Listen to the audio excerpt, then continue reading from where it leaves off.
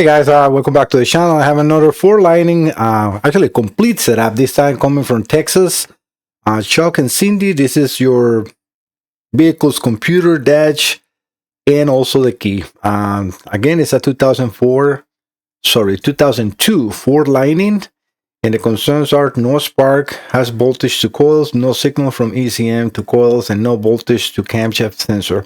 But it's actually the camshaft sensor provides that voltage. It's an AC sine wave, but it is a very common long crank no start condition. So let me just, as I normally do, show you. You can see from there everything in here, but let me just give you the better view.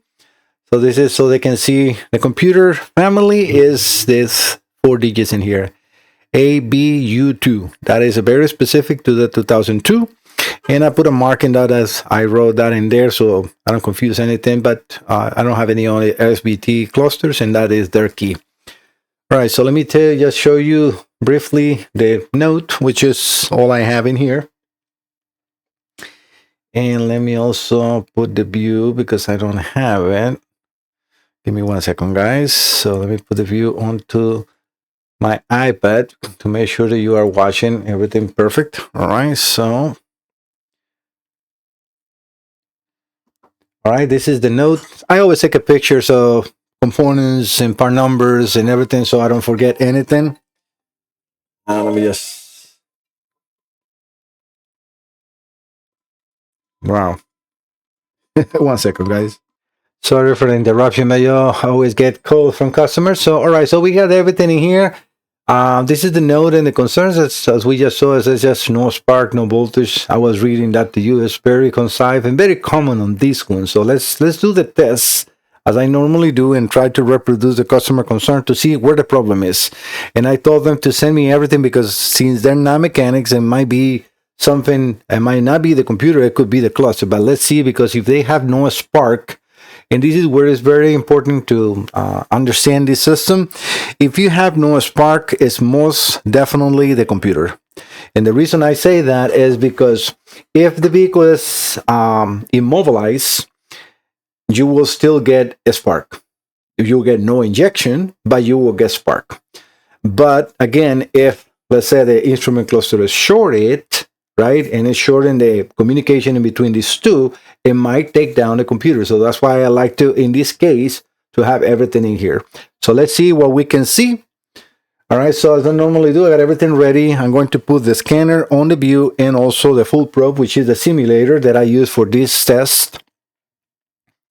Let me get in your view. So, okay, everything is looking good. Let me make this a little bigger. Going to bring this down in here. Like that, you can see a lot more from the distance in case you are in a small screen. All right, so I already got the ignition onto the simulator, which is the bottom window.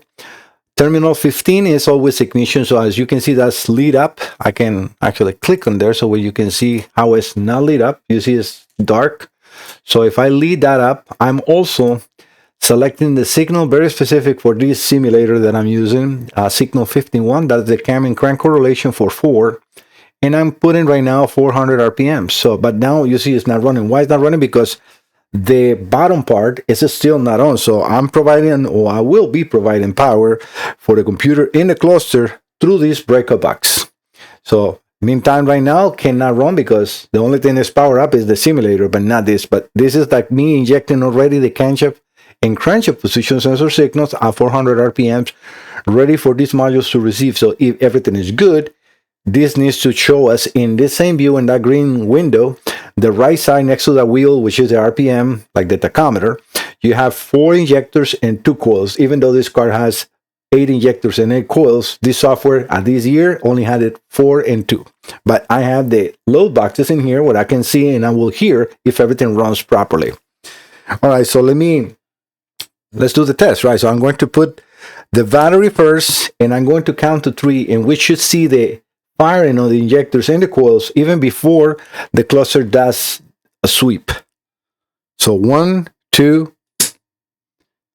Okay, nothing is happening, and we can see the sweep. It ends, not the flight. So this is because it's the entire vehicle system. So this is definitely dead. We have nothing in here. Let's see if we can communicate, because this is one thing that I want to make sure, we can communicate to the computer, because this will tell us if the computer is alive or not, right? Which I don't think is the case. These computers are very, very good on that. The most problematic part that I have, and I warn them, is most of the times on this case is the analog to digital converter, and it's the most expensive repair, but it is what it is, right? All right, so yeah, we can read the VIN number, which I can go back to the page, but I can see there is CA35695, and I'm reading it from the page, and that's exactly what we got. So we do have communication. I'm going to enter the engine computer.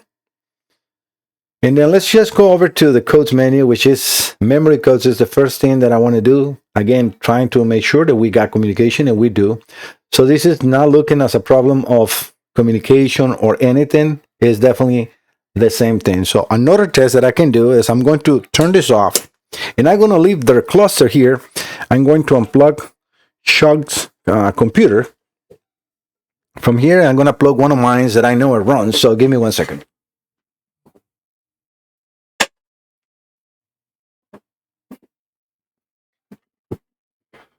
So this is a different year model, but it's the same this is actually for Harley Davidson.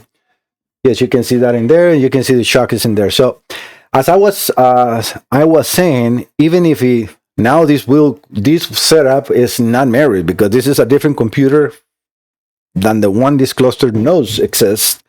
So if I crank or run this, we should get only coils. The way that I have it actually connected, it was going to fire in both, because I have mixed it up so I can see, or we can see more signals. So don't follow what I'm saying right now on the signals, because the injectors will show and some coils in there, but it's actually because I only have the coils connected into what you can see there. I have everything on the load boxes, but for give you more of the signals on the view, I have connected all the coils to those signals in the screen. All right, so but let's see what we see. So battery ignition in 1, 2, and it's firing right now. So you see it's firing, and you will see that the TEF light is going to stay lit. We got RPM, which we didn't have on there, and we have the TEF light on. Why? Because the vehicle is now in anti-TEF mode. This will not run on the car, but it will give you coils, which is exactly the signal, all the signals you can see there. Then you can see their mileage is actually very low mileage, 68,863. That's their mileage. Very low mileage. So, but yeah, you can see immediately here that what I'm saying is exactly correct. And the problem is where? It's on the computer. Cluster is fine. Key is fine.